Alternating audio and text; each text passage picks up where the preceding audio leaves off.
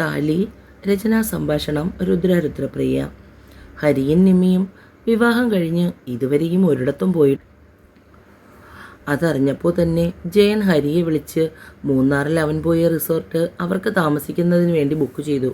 കൂടെ തന്നെ ദത്തനും അമ്മുവിനും കൂടി അവർക്കൊപ്പം പോകാനുള്ള എല്ലാ സൗകര്യവും ചെയ്തു കൊടുത്തു. വൈകുന്നേരം ജയൻ വീട്ടിൽ ചെന്ന് അറിയിച്ചപ്പോഴാണ് എല്ലാവരും കാര്യങ്ങൾ അറിഞ്ഞത്. ദത്തൻ ആദ്യം തന്നെ തടസ്സം പറഞ്ഞുവെങ്കിലും പിന്നീട് ജയൻ്റെ ക്ഷണ സ്വീകരിച്ചു. ദേവിയുടെ 7-ാം മാസത്തെ വയറ്റുപൊങ്കാലയാണിന്ന്. വെളുപ്പിനെ കുളിച്ച് ദേവി നേരിയത് മുണ്ടുമണിഞ്ഞ് നിറകിൽ സിന്ദൂരം ചാർത്തി ഒരുങ്ങി ഇറങ്ങി വരുമ്പോൾ മഹേശ്വരിയമ്മ അവളെ പൂജാമുറിയിലേക്ക് കൂട്ടിക്കൊണ്ടുപോയി. നിലവിളക്ക് കൊളുത്തിയതിനു ശേഷം പുറത്തേക്കിറങ്ങി. മുറ്റത്തൊരുക്കിയ നിലവിളക്കിൻ്റെ മുന്നിൽ പൊങ്കാല കളത്തിന് തിരികൊളുത്തി. ജയനും ദേവിയും ചേർന്ന് പൊങ്കാല അർപ്പിച്ചു. കുറച്ചു നേരം നിന്നപ്പോൾ ദേവിയുടെ കാലിന് വല്ലാതെ നീര്. പിന്നെ കുറച്ചു നേരം ജയൻ ഇരുന്നു. കാൽ തിരുമ്മി കൊടുത്തു. അപ്പോഴുണ്ട് ഇട്ടിരിക്കുന്ന കുഞ്ഞി ഫ്രോക്ക് ഉയർത്തി വെച്ച് കാല് നീട്ടി ഇരിപ്പുണ്ട് കുഞ്ഞി പെണ്ണും. അച്ഛേ, മോൾക്ക് കാതിന് വേദനിച്ചുണു, ഇച്ചും തേച്ചു താ. അത് കണ്ടപ്പോൾ ജയനും അമ്മയ്ക്കും ദേവിക്കും ചിരി. അച്ഛേ, ഇത് ഫ്രോക്ക് അല്പം കൂടി ഉയർത്തി വെച്ച് വേദനിച്ചുണു, വേഗം ഇട്. ജയൻ മോളുടെ കാലിൽ അല്പം എണ്ണയിട്ട് ഒഴിഞ്ഞു കൊടുത്തു. ആ കാഴ്ച കണ്ട് മഹേശ്വരി അമ്മയും ദേവിയും മുഖത്തോട് മുഖം നോക്കി ചിരിച്ചു. രമ്യ കുളിക്കുമ്പോൾ കുഞ്ഞുണർന്നു. സുധേട്ടാ, മോനെ ഒന്നെടുക്ക്, ഞാൻ ഇപ്പോൾ കുളി കഴിയും. സിദ്ധു കുഞ്ഞുങ്ങളിൽ ഒരാളെ കയ്യിലെടുത്തു. ഓ അച്ഛയുടെ പൊന്നേ, അമ്മ ഇപ്പോൾ വരൂ കേട്ടോ, കരയല്ലേ. കുഞ്ഞ് കരച്ചിൽ നിർത്താൻ കൂട്ടാക്കുന്നില്ല. നീ ഒന്ന് വേഗം വാ, മോൻ കരച്ചിൽ നിർത്തുന്നില്ല. ദാ വരുന്നു സിദ്ധുവേട്ടാ. രമ്യ ഫ്രഷായി പുറത്തേക്ക് ഇറങ്ങിയതും രണ്ടാമത്തെ കുഞ്ഞു ഉണർന്നു. കരയാൻ തുടങ്ങി. രണ്ടുപേരും മത്സരിച്ച് കരച്ചിലായി. ഒടുവിൽ സിദ്ധു ഒരാളെ എടുത്ത് പുറത്തേക്ക് ഇറങ്ങി. അപ്പോൾ രമ്യ കേശു എന്ന് വിളിക്കുന്ന കൗശികിന് പാല് കൊടുക്കാൻ തുടങ്ങി. കേശു ഉറങ്ങിയതും കണ്ണൻ എന്ന് വിളിക്കുന്ന കാർത്തിക്കുമായി സിദ്ധു അകത്തേക്ക് വന്നു. രണ്ടു പേർക്കും പാല് കൊടുത്ത് ഉറക്കി കഴിയുമ്പോഴേക്കും സിദ്ധു അവളെയും കാത്ത് ഭക്ഷണം കഴിക്കാതിരിക്കുന്നു. സിദ്ധുവേട്ടൻ എന്താ കഴിക്കാത്തേ? ഞാൻ വരുന്നത് നോക്കിയിരുന്നാൽ ഏട്ടന് ഓഫീസിൽ പോകാൻ ലേറ്റാകും. രണ്ടുപേരും ഇപ്പോൾ ഉറങ്ങിയതല്ലേ ഉള്ളൂ. മോള് സമാധാനമായിരുന്ന കഴിക്ക്, അമ്മ കുഞ്ഞുങ്ങളുടെ അടുത്തേക്ക് പൊയ്ക്കോളാം. മാലതി കുഞ്ഞുങ്ങളുടെ അടുത്തേക്ക് പോയി.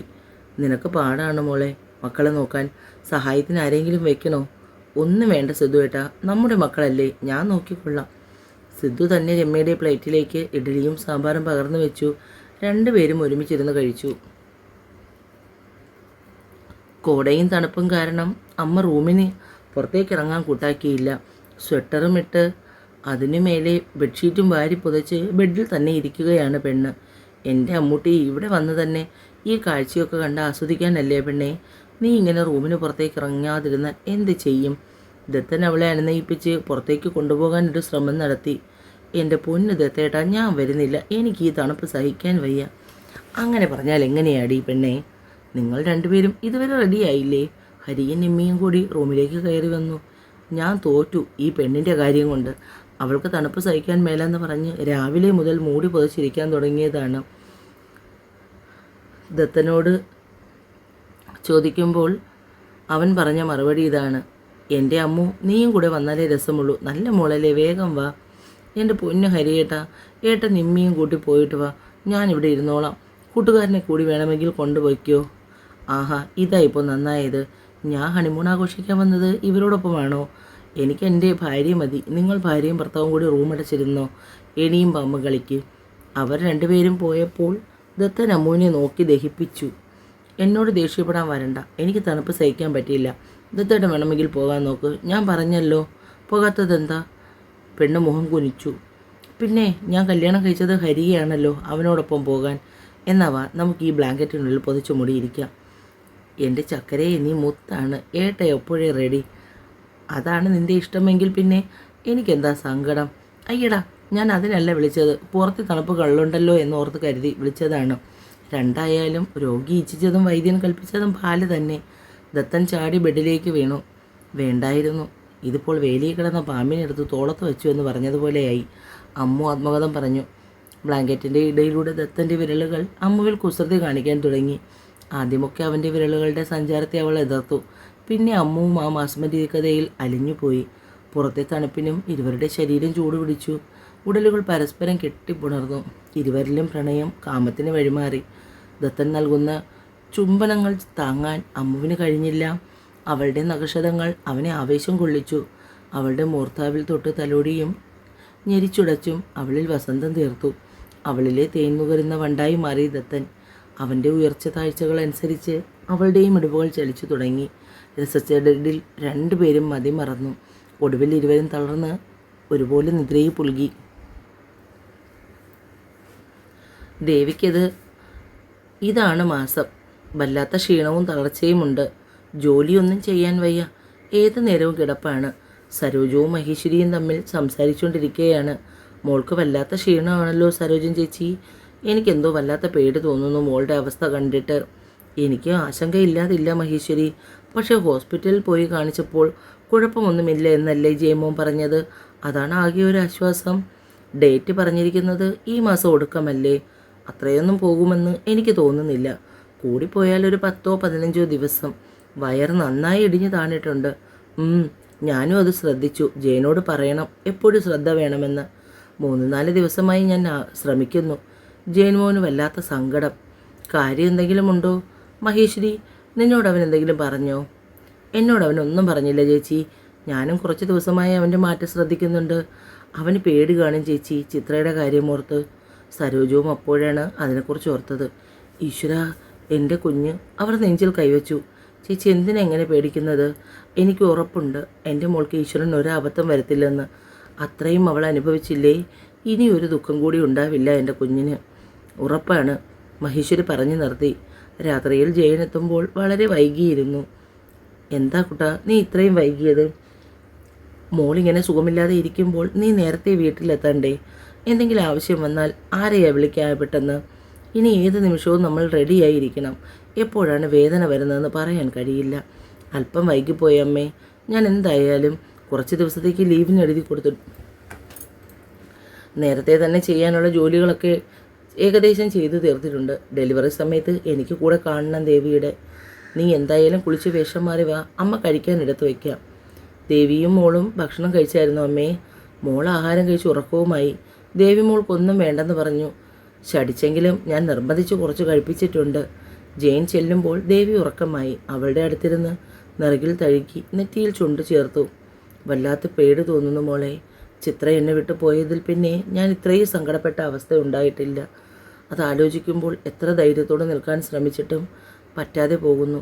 ജെയിൻ്റെ കണ്ണുനീര് ദേവിയുടെ നെറ്റിയിൽ വീണ് ചിതറി. അവൾ ഞെട്ടി കണ്ണു തുറന്നു. കുട്ടേട്ടാ എന്തിനാ കരയുന്നേ? പതിയെ ചരിഞ്ഞു കിടന്നെഴുന്നേറ്റ് കട്ടിലിൽ ചാരിയിരുന്നു ദേവി. എന്തിനാ കണ്ണു നിറഞ്ഞേ? പറ, എന്താ സങ്കടം? ഒന്നുമില്ലടാ, ഒന്നുമില്ല. ജെയിൻ പതുങ്ങി. അതല്ല, ഞാൻ കുറച്ച് ദിവസമായി നോക്കുന്നുണ്ട്. കുട്ടേട്ടന് എന്തോ സങ്കടമുണ്ട്. എനിക്ക് പേടിയാവുന്നു മോളെ. നിൻ്റെ ഡെലിവറി അടുക്കുമ്പോൾ ജെയിൻ്റെ അവസ്ഥ ദേവിക്ക് മനസ്സിലായി. പ്രസവത്തിൽ എനിക്ക് എന്തെങ്കിലും പറ്റുമോ എന്ന് കുട്ടേട്ടന് ഭയമാണോ? ചിത്രയ്ക്ക് പറ്റിയതുപോലെ? ജെയിൻ മറുപടി പറയാതെ മുഖം കുനിച്ചു. ഇല്ല കുട്ടേട്ടാ, എനിക്കൊന്നും പറ്റില്ല. നമുക്ക് കൂട്ടായി ദേവേട്ടനും ചിത്രയുമുണ്ട്. ഇനിയും നമ്മളെ ദൈവം പരീക്ഷിക്കില്ല. കുട്ടേട്ടൻ തളർന്നാൽ ഞാനും തളർന്നു പോകും. എന്നെ തളർത്തല്ലേ. രാവിലെ നിമ്മി ഭവാനിക്കൊപ്പം അടുക്കളയിൽ തകൃതിയായി പണിയിലാണ്. ഇടിയപ്പവും മുട്ടക്കറിയും വെക്കുന്ന തിരക്കിൽ. മോള് പോയി റെഡിയാവാൻ നോക്ക്, ബാക്കി ഞാൻ ചെയ്തോളാം, ഭവാനിയമ്മ നിമ്മിയോട് പറഞ്ഞു. വേണ്ടമ്മേ, ഇത്രയും കൂടിയല്ലേ ഉള്ളൂ, ഞാൻ ചെയ്യാം. സിങ്കിൽ കിടന്ന പാത്രങ്ങൾ ഓരോന്നായി കഴുകി മാറ്റി വെച്ചു നിമ്മി. അമ്മ ഇടിയപ്പം ആ ടേബിളിൽ വെച്ചേക്ക്. ഭവാനിയമ്മയുടെ കയ്യിലെ ഇടിയപ്പ പാത്രം എടുത്തു കൊടുത്തു നിമ്മി. സ്ലാബും അടുപ്പും തുടർച്ച് വൃത്തിയാക്കി അടുക്കള തൂത്ത് വൃത്തിയാക്കിയിട്ടിട്ട് അവൾ പുറത്തേക്ക് ഇറങ്ങി. ബ്രേക്ക്ഫാസ്റ്റ് കഴിച്ച് രണ്ടുപേരും പുറത്തിറങ്ങി. ഉച്ചയ്ക്ക് ഞങ്ങൾ ക്യാൻറ്റീനിൽ നിന്ന് കഴിച്ചോളാം. രാവിലെ ജെയിൻ ഓഫീസിൽ പോകുമ്പോൾ ദേവി കിടക്കുകയാണ്. മോളെ, ജെയിൻ പോകുന്ന വഴിക്ക് ഡേ കെയറിലാക്കും. ഞാൻ ഇറങ്ങുന്നമ്മേ, അവൾ ഉറക്കമാണ്. അതിനെന്താ, ഞങ്ങൾ നോക്കിക്കോളാം. ഏകദേശം 11 മണി കഴിഞ്ഞപ്പോൾ ദേവി എഴുന്നേറ്റ് വന്നില്ല. മഹേശ്വരമ്മ മുകളിൽ ചെന്ന് നോക്കുമ്പോൾ ദേവി എഴുന്നേറ്റ് ബെഡിൽ ചാരിയിരിക്കുന്നു. എന്താ മോളെ, വയ്യേ നിനക്ക്? വല്ലാത്ത തളർച്ച, മാത്രമല്ല ചെറിയ ബ്ലീഡിംഗ് ഉണ്ട്. ഈശ്വര, മോൾ എന്താ കുട്ടനോട് പറയാത്തേ? ഇപ്പോഴാണ് അമ്മയെ കണ്ടത്. എന്തായാലും മോൾ റെഡിയായിരിക്കെ, അമ്മ ഇപ്പോൾ വരാം. മഹേശ്വരി വേഗം താഴേക്ക് വന്ന് സരോജത്തിനോട് പറഞ്ഞു. മഹേശ്വരി ജയനെ വിളിച്ച് വേഗം വരാൻ പറയൂ, മോളെ ഹോസ്പിറ്റലിൽ കൊണ്ടുപോകണം. ഞാനും അതിനാണ് വന്നത്. ഉടനെ തന്നെ ജയനെ വിളിച്ചു. എന്താ അമ്മേ, എന്താ പെട്ടെന്ന് വിളിച്ചത്? കുട്ടാ, നീ വേഗം വാ, മോളെ ഹോസ്പിറ്റലിൽ കൊണ്ടുപോകണം. എന്താ അമ്മേ പെട്ടെന്ന്? അവൾക്ക് വയ്യായ്കയുണ്ടോ? ചെറിയ ബ്ലീഡിംഗ് ഉണ്ടെന്ന്. എന്തായാലും ഹോസ്പിറ്റലിൽ കൊണ്ടുപോകാം. ഞാനിപ്പോൾ വരാം അമ്മ. അവളോട് ഇറങ്ങാൻ പറയൂ. ഞാൻ അതൊക്കെ പറഞ്ഞു. നീ ഒന്ന് വേഗം വന്നാൽ മതി. അമ്മമാർ രണ്ടുപേരും കൂടി ചേർന്ന് ഒരു വിധത്തിൽ ദേവിയെ റെഡിയാക്കി. എഴുന്നേറ്റ് നിൽക്കാൻ പോലും അവൾക്ക് കഴിയുന്നുണ്ടായിരുന്നില്ല. പുറത്ത് കാറിൻ്റെ ഒച്ച കേട്ടപ്പോൾ മഹേശ്വരി അമ്മയ്ക്ക് സമാധാനമായി. കുട്ടൻ വന്നെന്ന് തോന്നുന്നു. നമുക്ക് 2 പേർക്കും കൂടി ബാഗെല്ലാം വണ്ടിയിൽ വെക്കാം. അമ്മമാർ 2 പേരും ബാഗെടുത്ത് വണ്ടിക്കുള്ളിൽ വെച്ചു. എവിടെ അമ്മ ദേവി? നീ റൂമിൽ ചെന്ന് പതിയെ അവളെയും കൂട്ടി വാ കുട്ടാം. ദേവൻ റൂമിലേക്ക് ചെല്ലുമ്പോൾ ദേവി വേദന കടിച്ചമർത്തിയിരിക്കുന്നതാണ് കണ്ടത്. എന്താ മോളെ, എന്ത് പറ്റി? ദേവിയുടെ അടുത്തിരുന്ന് അവളെ ചേർത്ത് പിടിച്ചുകൊണ്ട് ജെയിൻ ചോദിച്ചു.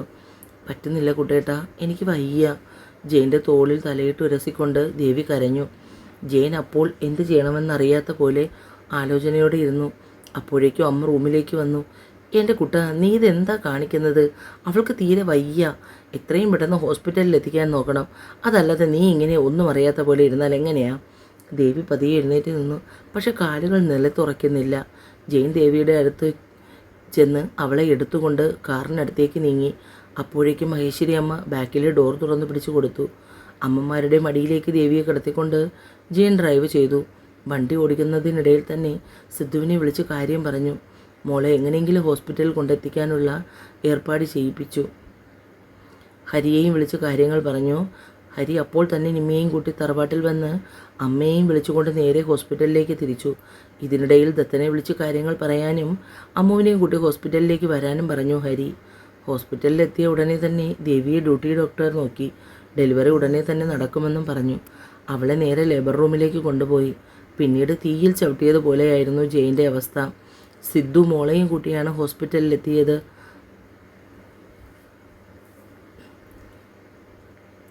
ജെയിൻ്റെ അവസ്ഥ കണ്ടപ്പോൾ തന്നെ സിദ്ധുവിന് വല്ലായ്മ തോന്നി. എടാ, നീ ഇങ്ങനെ ടെൻഷൻ അടിക്കാതെ. അവൾക്ക് കോംപ്ലിക്കേഷൻസ് ഒന്നും ഇല്ലല്ലോ, അതുകൊണ്ട് കുഴപ്പമില്ല. അതല്ല സിദ്ധു, എനിക്കെന്തോ വല്ലാത്ത പേടിയാണ്.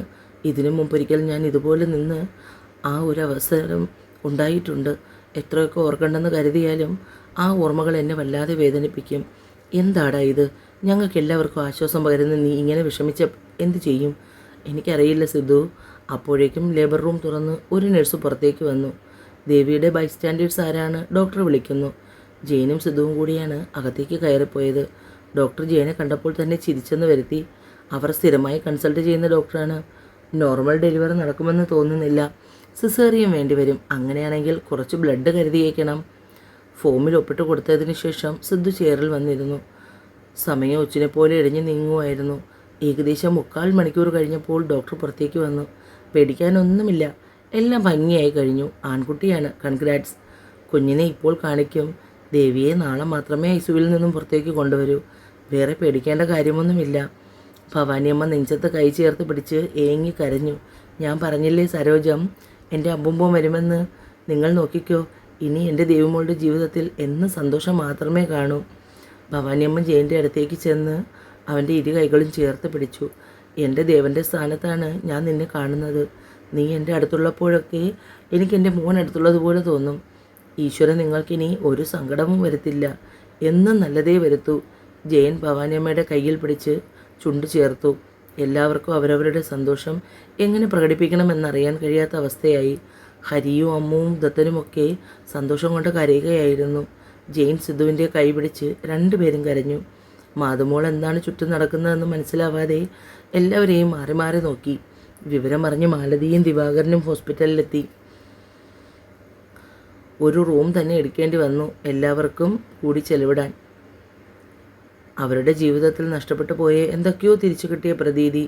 1 മണിക്കൂർ കഴിഞ്ഞപ്പോൾ കുഞ്ഞുമായി നേഴ്സ് പുറത്തേക്ക് വന്നു. ജെയിനും സിദ്ധുവും ഓടി കുഞ്ഞിനടുത്തെത്തി. ഭവാനിയമ്മയും മഹേശ്വരി അമ്മയും മാലതി സരോജവും എല്ലാം ചുറ്റും കൂടി. നഴ്സും കുഞ്ഞിനെ നീട്ടിയപ്പോൾ ജയൻ കയ്യിൽ വാങ്ങി. ആ കുഞ്ഞ് കവിളിൽ ചുണ്ടു ചേർത്തു. നെറ്റിയിലും ഉമ്മ വച്ചു. ജയൻ്റെ കണ്ണ് നിറഞ്ഞു. മാതുമോൾ വാവയെ കാണാനായി ബഹളം വച്ചുവെങ്കിലും ജെയിൻ കുഞ്ഞിനെ ആദ്യം നൽകിയത് ഭവാനിയമ്മയുടെ കയ്യിലായിരുന്നു. നെഞ്ചു വിങ്ങിപ്പൊട്ടും പോലെ ഭവാനിയമ്മ ഏങ്ങി കരഞ്ഞു. കുഞ്ഞിനെ അവർ മാറോട് ചേർത്തു. എൻ്റെ പൊന്നു മക്കളെ. ആർത്തനാദം തൊണ്ടയിൽ നിന്നും പുറത്തേക്ക് വന്നു. കുഞ്ഞിൻ്റെ നെറ്റിയിലും കയ്യിലും കാലിലും മാറി മാറി ചുംബിച്ചു. കണ്ടു നിന്നവരൊക്കെ കണ്ണിനെ ഏറിനണിയിക്കുന്നതായിരുന്നു ആ കാഴ്ച. ഹരിയും അമ്മുവും കുഞ്ഞിൻ്റെ ഇരു പാദങ്ങളിലും ചുണ്ടു ചേർത്തു. ഒരു വേള ഹരിയുടെ കണ്ണുകൾ അമ്പുമ്മൻ്റെ മുഖത്ത് മിന്നി മാഞ്ഞു. അവൻ്റെ മണം അവിടെ ആകെ പരക്കുന്നത് പോലെ തോന്നി. എല്ലാവർക്കും സന്തോഷവും സങ്കടവും കലർന്ന അനുഭവമായിരുന്നു. മാതുമോൾക്ക് കുഞ്ഞിനെ കണ്ടിട്ട് മതിയായില്ല. നഴ്സ് വന്ന് കുഞ്ഞിനെ ചോദിക്കുമ്പോൾ അവൾ കരച്ചിലായിരുന്നു. സിദ്ധു ചുമരിൽ കൈ ചേർത്ത് മുഖം അമർത്തി നിന്നു. ദേവൻ്റെയും അമ്മുമ്മൻ്റെയും മുഖം അവൻ്റെ മനസ്സിലൂടെ മിന്നിമാഞ്ഞു. തൻ്റെ സഹോദരി അനുഭവിച്ച വേദനകളെല്ലാം ഒരു തിരശ്ശീലയിൽ എന്നവണ്ണം സിദ്ധുവിൻ്റെ മുന്നിലൂടെ ഓടിയകന്നു. ഒടുവിൽ കണ്ണുനീർ ചാലുകൾക്കിടയിലൂടെ അവ്യക്തമായി കണ്ടു അമ്പുമോനെയും എടുത്തുകൊണ്ട് നടന്നു പോകുന്ന ദേവനെ. ദേവൻ്റെ കണ്ണുകളിലെ നീർത്തിളക്കം കണ്ടപ്പോൾ ജയൻ്റെ ഹൃദയം പൊടിഞ്ഞുപോയി. പോവുകയാണോ ദേവ? അറിയാതെ ചുണ്ടുകൾക്കിടയിൽ ആ ചോദ്യം ഉയർന്നു. ദേവൻ തിരിഞ്ഞു നിന്നു. എൻ്റെ ദേവിക്കിപ്പോൾ ജയനുണ്ട്. അമ്പുമോനായി ഒരു മോനും വന്നു. എനിക്ക് മോനും തിരിച്ചു പോകാനുള്ള സമയമായി. ഇനി എൻ്റെ ദേവിയുടെ ജീവിതം സന്തോഷം നിറഞ്ഞതായിരിക്കും. ദേവൻ പറയുന്നത് പോലെ ജയന് തോന്നി. ഈ ജന്മം ഇത്രയേ വിധിച്ചിട്ടുള്ളൂ. പക്ഷെ അടുത്തൊരു ജന്മമുണ്ടെങ്കിൽ ആർക്കും ഞാൻ വിട്ടുകൊടുക്കില്ല എൻ്റെ ദേവിയെ. എനിക്ക് അവളെ സ്നേഹിച്ച് മതിയായില്ല സിദ്ധു. പക്ഷേ ഈ ജന്മത്തിലെ കടം അത് തീർന്നു. സിദ്ധുവിന് താൻ കാണുന്നത് മായയാണോ എന്ന് പോലും തോന്നി. തൻ്റെ മനസ്സിൻ്റെ തോന്നലുകളായിരിക്കും എല്ലാം. പക്ഷേ എങ്കിൽ പോലും ദേവൻ്റെ ആത്മാവിപ്പോഴും ഇവിടെയൊക്കെ ഉള്ളതുപോലെ. ദേവൻ പറഞ്ഞ ഓരോ വാക്കുകളും എത്രയോ ശരിയായിരുന്നു.